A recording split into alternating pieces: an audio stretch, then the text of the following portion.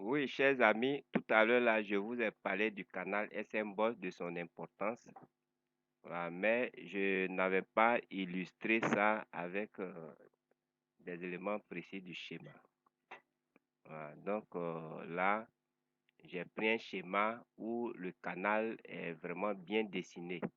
Parce que l'autre schéma là, la table était là, mais dans le schéma même, on ne nous a pas donné ce schéma bien clarifié du canal SM Boss. Voilà, donc, on va utiliser ce schéma. C'est une carte HP. Bon, voilà, une carte ici. C'est quoi? HP 430, 431 CQ Chicago. Voilà, donc, voilà son bloc diagramme, le power map. Et ici, en bas ici, c'est le canal SM Boss. Je vais agrandir un peu. Voilà, vous voyez, le canal SM Boss est très bien représenté ici. Voilà, voilà. Donc ici, bon, je réduis un peu. Voilà. Ce truc-là, mais on va le placer ici.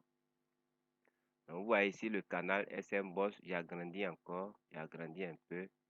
Voilà, on voit bien maintenant. Ici, c'est le GMCH. Hein, le GMCH. Bon, je vais en haut là-bas pour vous expliquer un peu. Voilà. Donc, voilà le bloc diagramme. C'est une carte un peu ancienne. Sur cette carte-là, il n'y a pas de PCH. Il y a un off-bridge et puis il y a un ICH. Chers amis, on a déjà expliqué ça, que le ICH, hein, le ICH et puis le North-Bridge, c'est les deux qu'on a fusionnés pour former le PCH. On a fusionné les deux pour former le PCH.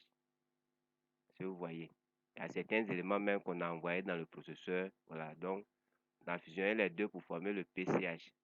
Mais dans l'ancien temps, il y avait le North-Bridge qui faisait un peu comme office de carte graphique. Et puis le South-Bridge qui faisait un peu comme office de PCH. Ici, c'est l'IOS. Voilà. Donc, vous voyez ça un peu comme ça. On ne va pas rentrer dans les détails, ce n'est pas trop important. Voilà. Donc, c'est cette carte-là. On va voir ces communications SM Boss.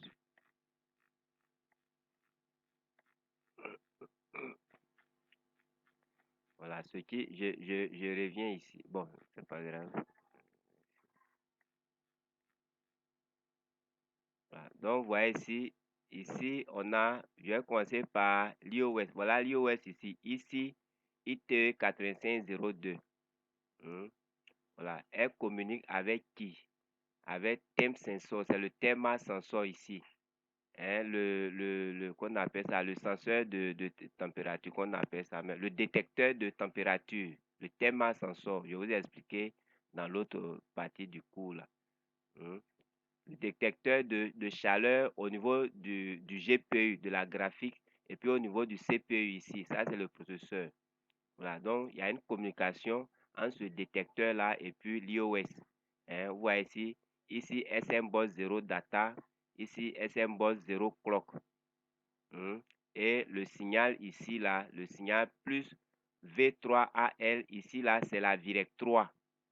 Ici, c'est la Virec 3. Ici, c'est la Virec 3. Ici, c'est un MOSFET. Voilà, donc le signal de l'iOS au MOSFET 2NT102, c'est la Virec 3 plus V3AL. Mais quand ça traverse le MOSFET, ça devient 3 volts source. Le signal, c'est 3 volts source. Vous voyez ici, il y a un résistant ici de 2 kΩ. C'est un pull-up résistor. Avant le MOSFET, il y a un pull-up résistor qui va maintenir ce signal-là à la valeur haute. Ce pull-up résistor-là, ça fait 2 kΩ. Voilà, quand on va traverser le switch ici, le commutateur ici, voilà, on aura une résistance de 4,7 ohms. Ici, c'est 3 volts source plus V3S. Si vous voyez, chers amis, ici c'est Virec 3. Je vais aller au niveau de la puce 3 volts, 5 volts, vous allez voir effectivement que c'est la Virec 3. Je descends.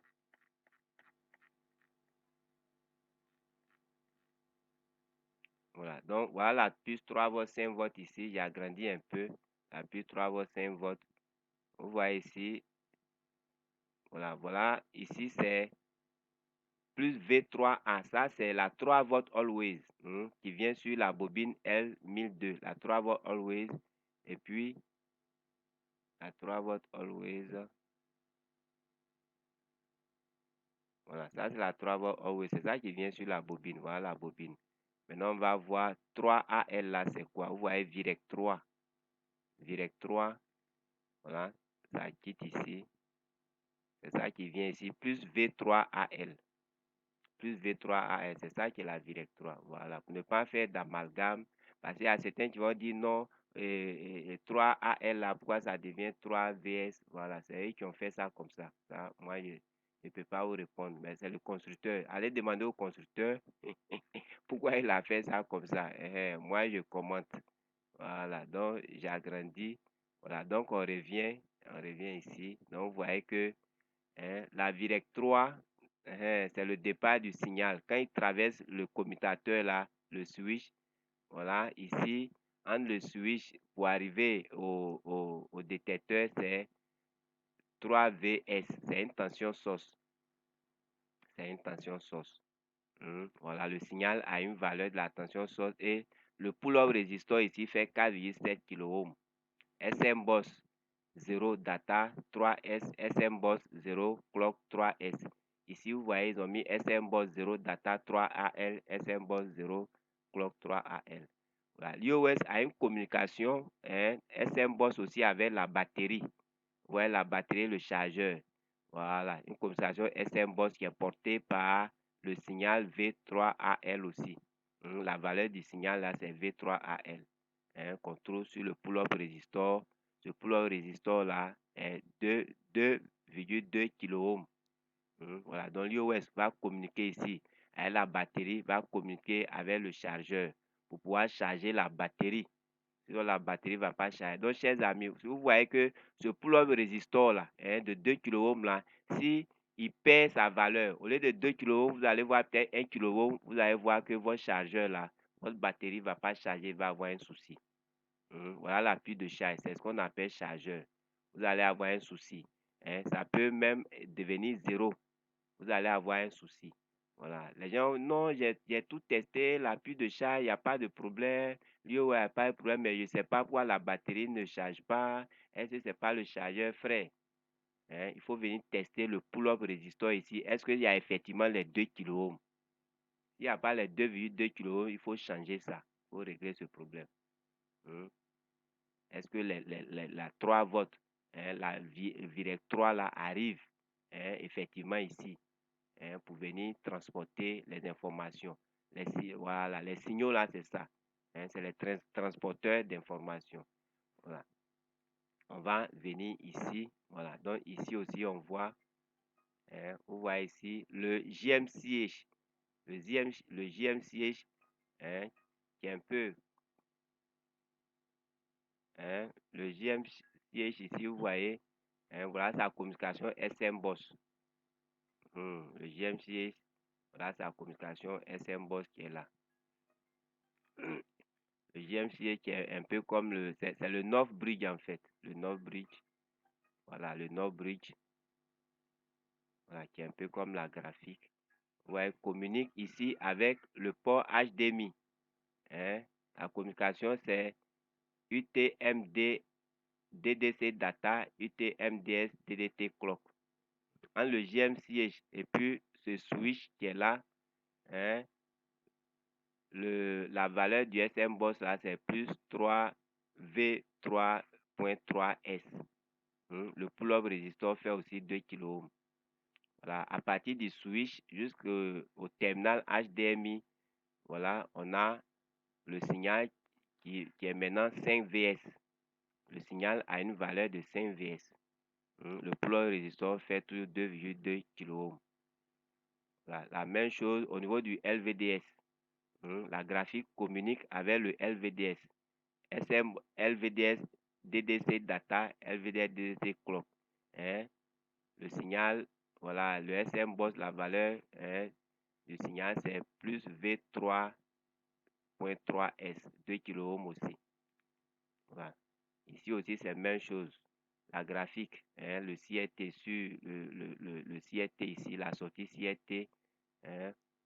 Il y a un premier signal ici, V3S. Hein. Après le switch, le buffer, on aura 5 volts source. Voilà, 5 volts source. Donc, chers amis, souvent la 5 volts, là, les gens ne savent pas ce que ça fait. Il y a d'autres qui vont vous dire non, la 5 volts, ça sert seulement à alimenter les ports USB. Frère, c'est faux, hein. C'est faux. Ça ne sert pas seulement au port USB. Vous voyez ici 5 volts source. La 5 volts always, qui va donner 5 volts source ici. Vous voyez, va alimenter la communication SM-BOSS pour que votre sortie VGA puisse fonctionner. Si ce n'est pas là, ça ne va pas fonctionner. Voilà, moi, je vous dis souvent, quand vous voyez les trucs là, cherchez le schéma et puis comparez. Nous, on est là, notre numéro est là, vous pouvez nous appeler, on va vous expliquer. Vous voyez ici 5 volts. Voilà, ici c'est 3 volts, ici c'est 5 volts. Ça, c'est la communication entre la graphique et puis le LVDS HDMI CRT. Voilà, voilà l'ICH. L'ICH qui est un peu comme le chipset, le PCH, un peu, on peut comparer au PCH des vieilles cartes. Voilà, donc l'ICH, ici c'est ICH 9, communique par SM-BOSS. Vous voyez ici, ils ont mis SM-BOSS Clock, SM-BOSS Data. Au niveau du GMCH, vous voyez aussi LDDC Data, LDDC Clock, SDV0 Clock Data et Clock. Bon, voilà, ici il y a 3 communications. Au niveau de l'ICH, ici, il y a une communication. La communication, je vous dis que c'est à 2 voies. Il y a le clock et puis il y a le data. ICH 3A SM clock, ICH 3A SM data. Le pull-up résistor est là, il fait 4,7 ohms. Et ici, la valeur du signal là, c'est 3.3A. Ici, c'est always. A simple là, ça c'est always. Donc ici, c'est 3 volts always. Est-ce que vous voyez? 3 volts always. Voilà. Il va tracer ce switch là. C'est un switch qui est alimenté par la 5 volts source. Sera alimenté par 5 volts source ici. Vous allez voir. Et le signal va arriver ici, DIM 0, DIM 1. Ça, c'est les slots de la RAM. Les slots de la RAM. Donc, il y a une communication entre l'ICH et puis le slot de la RAM. Ici, c'est 3 volts source. À gauche ici, avant le MOSFET ici, avant le switch, la valeur du signal là, SM-BOSS, c'est 3 volts always. Et quand ça traverse le MOSFET, ça va être switché en 3 volts source. C'est la même chose. Au niveau du clock generator, il y a une communication entre l'ICH et puis le clock generator. C'est la même chose. Entre l'ICH et puis le LAN, le VLAN, avec le Wi-Fi. C'est 3 volts always, ensuite 3 volts source. Donc, chers amis, vous voyez, si ce pull-up résistor qui est ici, là, a un souci, c'est 4,7 kΩ. S'il n'y a plus les 4,7 kΩ, il va avoir un souci de communication entre l'ICH et puis le Wi-Fi. Le Wi-Fi ne va pas bien marcher. Le clock generator, lui, s'il ne fonctionne pas, c'est que ce n'est pas la peine. C'est lui qui anime la communication sur la carte. S'il ne marche pas, frère, ça là, ce n'est pas à faire. Vous serez bloqué. Il y a également la RAM. Voilà, il faut que ici le pull-up résistor qui est ici là aussi marche bien. Si ça ne marche pas bien, vous allez avoir un souci. La RAM sera pas, c'est vrai que la RAM sera alimentée, mais elle ne va pas avoir sa communication. Voilà, l'ICH lui donne des ordres, des choses à effectuer. Mais si le message n'arrive pas bien ou bien c'est erroné, ça n'a pas bien communiqué, cher frère, votre carte ne va pas afficher. Vous allez changer 1000 RAM. Allez prendre des rames partout, même à l'usine, vous allez venir, mais ça ne va pas marcher. Donc, chers frères, aujourd'hui, respectez, je vous ai fait cette petite vidéo-là pour que vous puissiez respecter le canal de communication SM-BOSS. C'est très, très, très, très important dans le processus de démarrage et de l'affichage de la carte. C'est très important au niveau du travail même, voilà, de la carte mère. C'est très, très, très, très important. Ne négligez pas ça. Voilà. Donc, vous pouvez voir ça dans le schéma là-bas. Tout cela, ça est là-bas. Voilà. Je ne veux pas rentrer trop dans les détails. Voilà. pas rentrer trop dans les détails. Ici, vous voyez, si vous voulez aller au niveau de la batterie, vous pouvez aller au niveau de la batterie. On descend voir si la batterie est là. On va voir ça rapidement. Voilà, donc vous voyez, voilà le connecteur de la batterie ici. Où est le canal? Le canal est là. Voilà, vous voyez ici, SM Boss 1 data, ici SM Boss 1 clock. Voilà, donc voilà la communication qui est là. Vous voyez, voilà. SM Boss, il y a 7 lignes et puis il y a 7 lignes. Vous voyez, ils sont liés à quoi? Par la 3, la VL 3. La Virect 3. Vous voyez, c'est la valeur de la Virect 3. Voilà. Donc ici, vous voyez, en pratique, vous voyez qu'il y a encore des diodes. Il y a encore des diodes. L'autre côté, là, on nous a montré des résistances. Voilà, ces résistances-là ici. Mais il y a aussi des diodes. Il y a aussi des diodes. Voilà. Il y a aussi des diodes. Et si cette diode-là a un souci, ici même, la diode est liée à la terre. C'est-à-dire qu'il peut avoir un court-circuit. S'il y a un court-circuit lié à la masse, vous allez voir que ça va jouer sur le connecteur de la batterie. Votre batterie ne va pas charger. Voilà. Donc, si vous voulez chercher ces canaux-là, voilà, sur la carte mère, vous partez. Ici, c'est au niveau de la batterie. Vous pouvez partir au niveau des autres canaux, Wi-Fi et autres. Même la RAM, le slot de la RAM.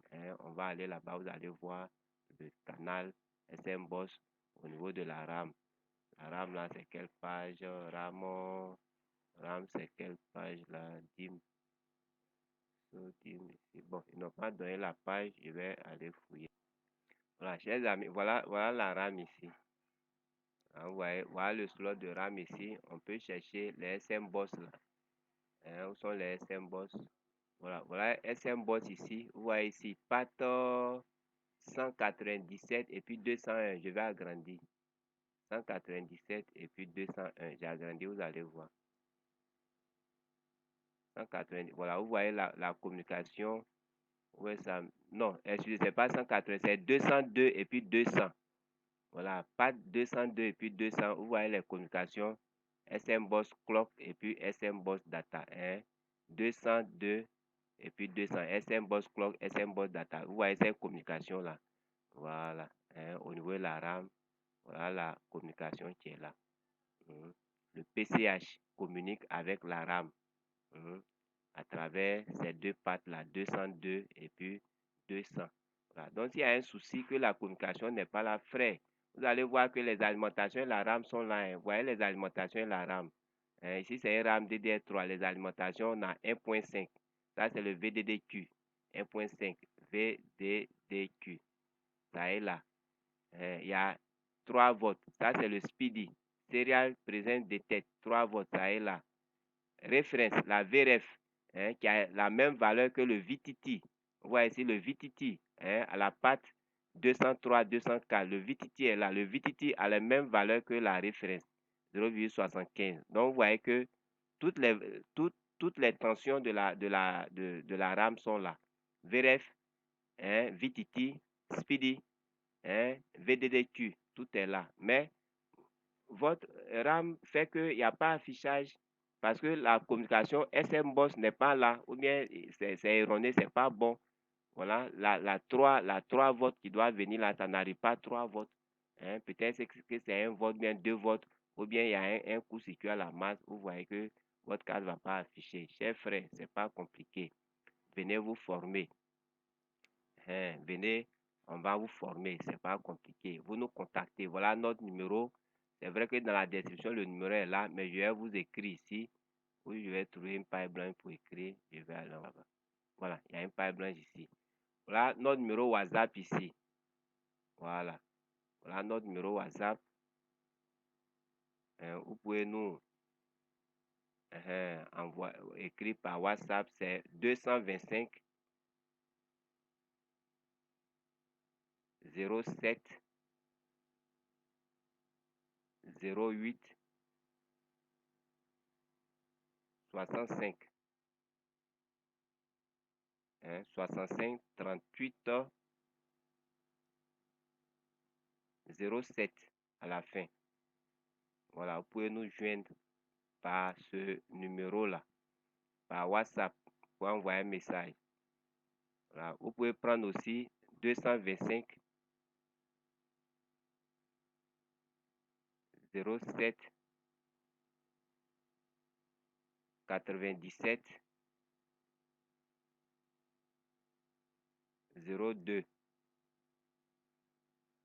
83 86. Voilà. Ou nous joindre par Skype. Chaque samedi, Prof Cassel en direct par Skype tient une conférence. Vous partez sur Skype et puis vous envoyez une invitation, demandez une invitation. Vous tapez dans la barre de recherche Prof Cassel en majuscule, comme ça. La barre de recherche, vous tapez en majuscule Prof, comme ça, Cassel. Voilà. Vous allez envoyer une invitation, je vais vous répondre et puis je vous inscris, c'est gratuit. Prof Cassel. Voilà. Partez sur Skype, la barre de recherche, vous tapez Prof Cassel, ça va sortir, mon interface est là. Vous envoyez une invitation.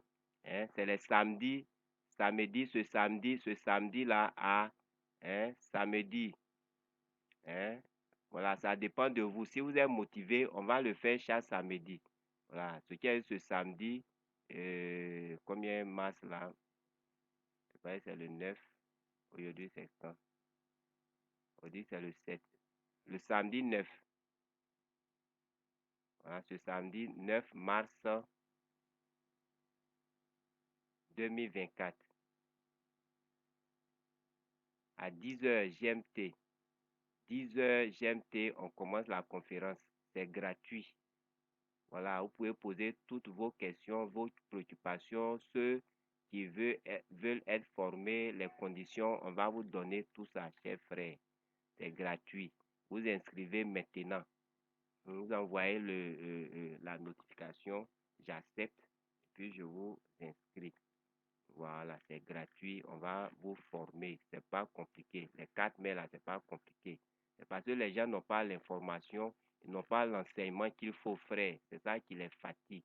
Voilà, vous venez, nous, on va vous former. Merci et à tout à l'heure. Portez-vous bien. À samedi. Je voulais dire à samedi. Portez-vous bien, chers frères.